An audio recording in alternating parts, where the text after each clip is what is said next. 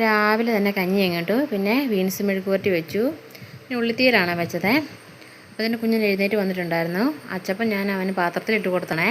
Turkey ആയിട്ടാണ് എഴുന്നേറ്റ് വന്നത്. പിന്നെ അവനത് മറിച്ചിട്ടിട്ട് പിന്നെ കമന്ന് കിടന്ന് കടിച്ച് തിന്നുമായിരുന്നു.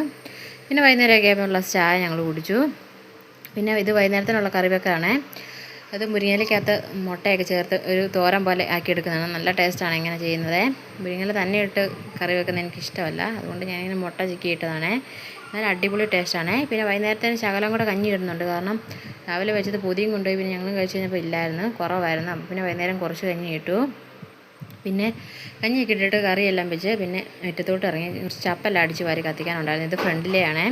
കഴിഞ്ഞ ദിവസം എല്ലാം പുറകിലെല്ലാം കത്തിച്ച് കളഞ്ഞുകൊണ്ട് അവിടെ ഇല്ല. അത് പിന്നെ ചെടിയെല്ലാം ഒന്ന് നനച്ച് കൊടുക്കുന്നുണ്ട്. ഇത് പുതിയ പ്ലാന്റൊക്കെ ഉണ്ട് കേട്ടോ. ഞാൻ 2-3 കൂടെ പുതിയത് നട്ടിട്ടുണ്ടായിരുന്നു. അതിനെല്ലാം പിന്നെ വെള്ളം ഒഴിച്ച് കൊടുത്ത്, രാവിലെ വെള്ളം ഒഴിച്ച് കൊടുക്കുന്നത്, പിന്നെ വൈകുന്നേരമൊക്കെ ആകുമ്പോൾ നല്ല വെയിലായതുകൊണ്ട് തന്നെ വെള്ളമെല്ലാം വലിഞ്ഞ് ഉണങ്ങി നിൽക്കും. പിന്നെ ഒഴിച്ച് കൊടുക്കുന്നതനുസരിച്ച് വളർന്നും വരുന്നതുകൊണ്ട് പിന്നെ ഞാനങ്ങ് ഒഴിച്ച് കൊടുക്കുന്ന എല്ലാ ദിവസവും.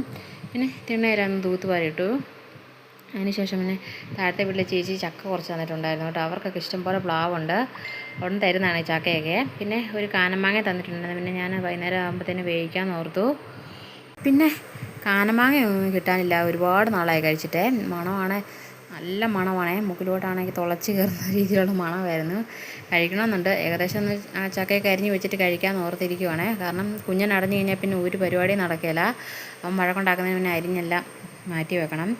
അത് കഴിഞ്ഞ് പിന്നെ മാങ്ങ ഞാൻ കഴിച്ച് നോക്കാമെന്ന് വെച്ചാൽ നല്ല ടേസ്റ്റ് ഉണ്ടായിരുന്നു, നല്ല മധുരം ഉണ്ടായിരുന്നു. അതിൻ്റെ മണമാണ് എനിക്ക് ഏറ്റവും ഇഷ്ടമുള്ളത്. ഒരുപാട് നാളായിട്ടോ ഇങ്ങനെ കാനമാങ്ങയൊക്കെ കഴിച്ചിട്ട്. ചേച്ചി എന്നെ കൊണ്ടേലും എനിക്ക് കൊണ്ടുവരുമ്പോൾ തരുന്ന കേട്ടോ.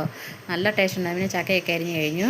അതിനുശേഷം വൈകുന്നേരത്തേന് ചക്കയ്ക്ക് കറിയായിട്ട് വെക്കുന്നത് തെരണ്ടിമീൻ ചാറാണ്. ഇനി ചാറൊക്കെ പറ്റി വരണം, അപ്പോൾ ഇതിന് കുറുകി വരികയാകുമ്പോഴത്തേന് അടിപൊളി ടേസ്റ്റാണ്. അപ്പം ഏകദേശം കറിയൊക്കെ ആയിരുന്നു. പിന്നെ ഞാൻ ചക്കയും വേവിച്ച് വെച്ചു. അപ്പോൾ ഇന്നത്തെ വീഡിയോ ഇത്രയേ ഉള്ളൂ. അടുത്ത വീഡിയോ കാണാം. Okay, by.